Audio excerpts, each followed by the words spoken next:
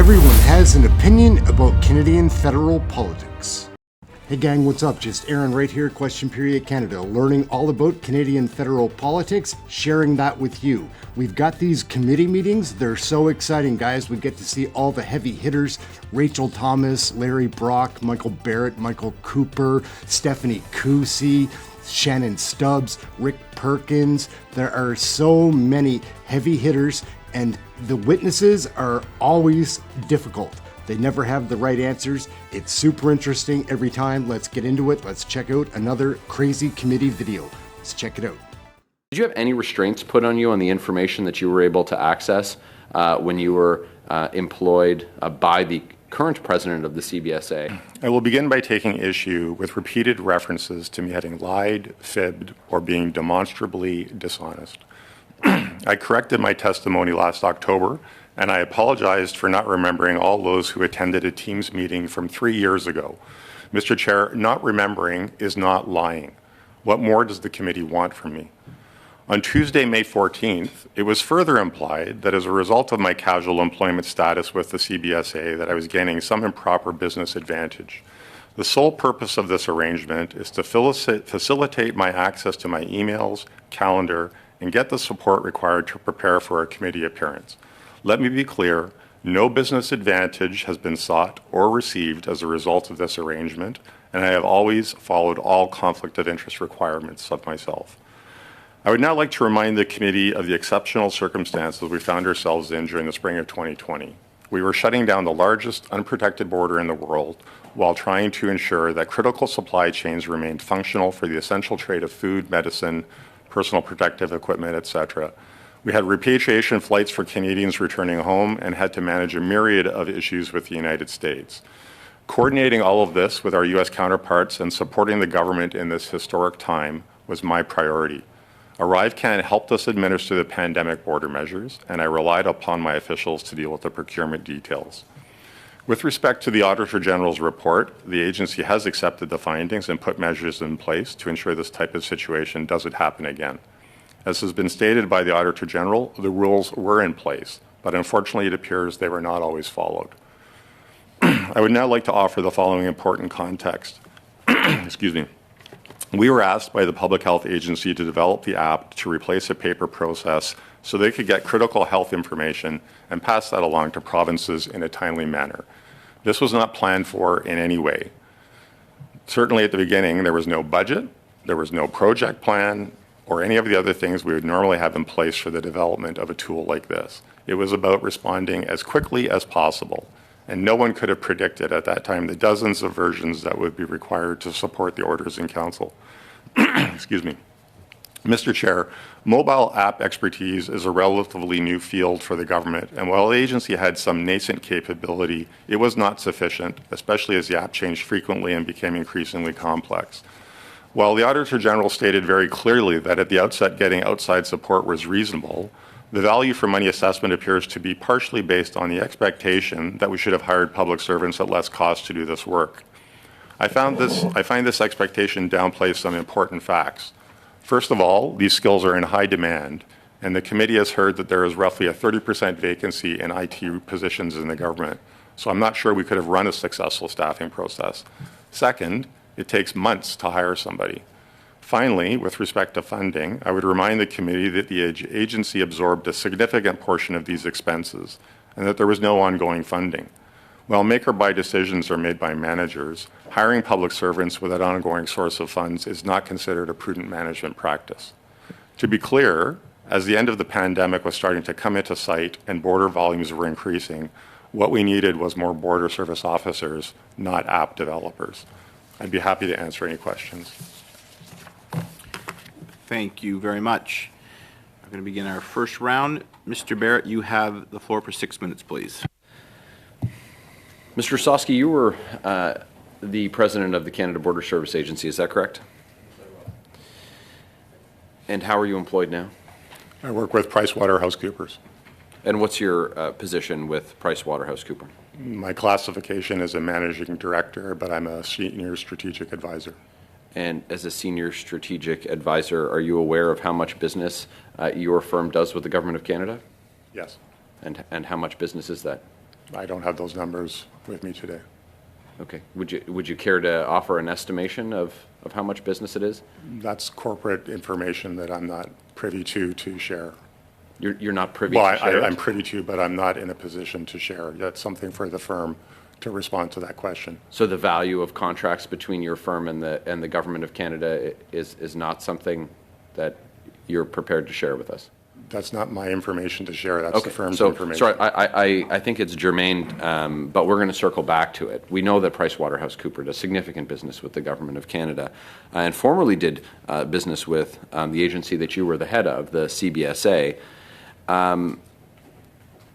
You talked about taking a casual employment with the CBSA so that you could access information while you were concurrently working in a senior strategic advisory role for PricewaterhouseCoopers, a firm that does significant business with the Government of Canada, an amount so great and so sensitive you're not even prepared to disclose it to the committee today. Did you have any restraints put on you on the information that you were able to access when you were employed by the current president of the CBSA in preparation for your testimony before a parliamentary committee? The letter of offer that was offered to me and I signed had conflict of interest provisions in it. I have access to my email and my calendar and other documents associated with events in the emails and the calendar.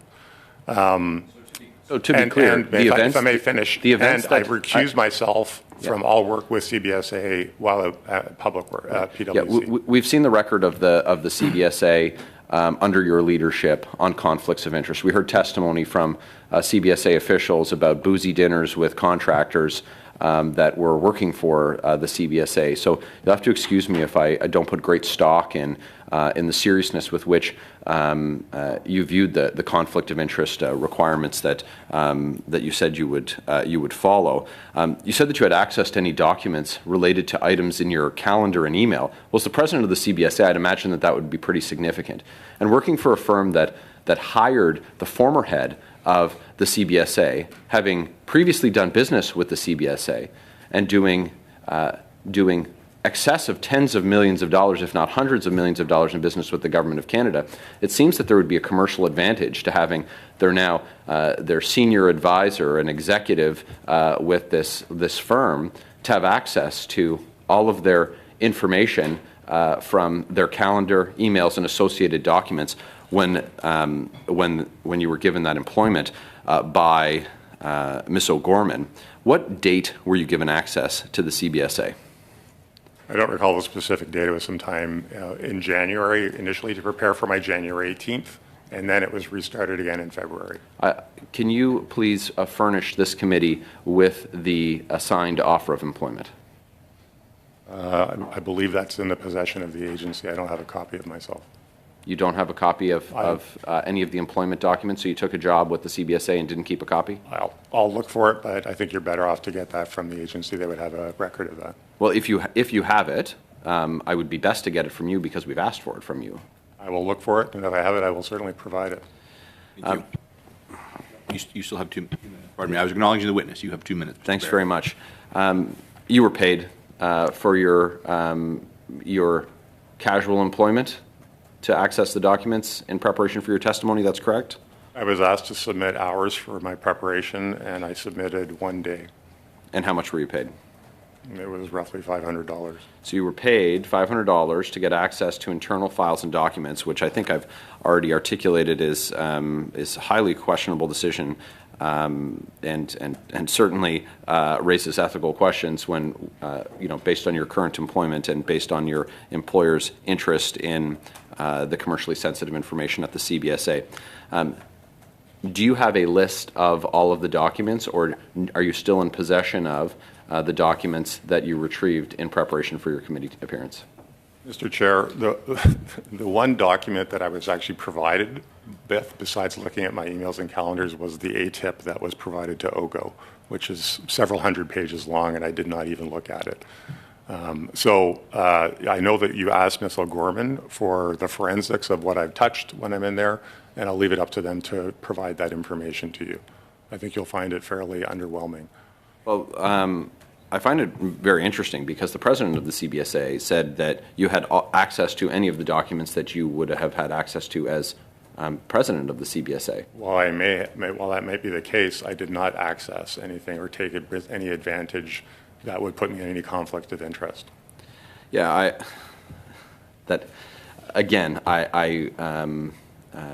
I can't take it at face value, the seriousness with which you've approached the conflict of interest document that you signed, knowing the casual relationship with avoidance of a conflict of interest that your department had under your leadership. I mean, what better way for a big consulting firm to drum up new business with the CBSA when they've been cutting big checks with very little accountability than to have their former president, now employee, being able to get access to all of the documents that he had while working as the head of that agency. Mr. Chair, I feel compelled to respond to this. I'll allow it. Go ahead, yes. Thank you. Given all that's gone on for this ARRIVECAN discussion over the last couple of years, do you really believe that I would further put myself into jeopardy by pursuing something that had some conflict of interest? Everyone has an opinion about Canadian federal politics. So what do you think, gang? Point of order, Mr. Speaker. Point of order, Mr. Chair, Madam Chair. These videos are so crazy. Things that happen in the House of Commons are ludicrous these days. We've got to keep an eye on these Liberals and NDP, their nasty coalition. We certainly do need an election. I'll invite you to come and join our live broadcast. We cover those daily, every single question period. It's a great chat room, a fun community. Come and hang out with us there. Till the next video, we're just showing you all of these crazy clips. Canadians can make up their own minds. They need to see this stuff though. Till the next video, thank you for watching this one. I'm Aaron. Like, subscribe, share, get notified, all those fun things. We'll catch you next video. Thanks a lot, gang. Till next time.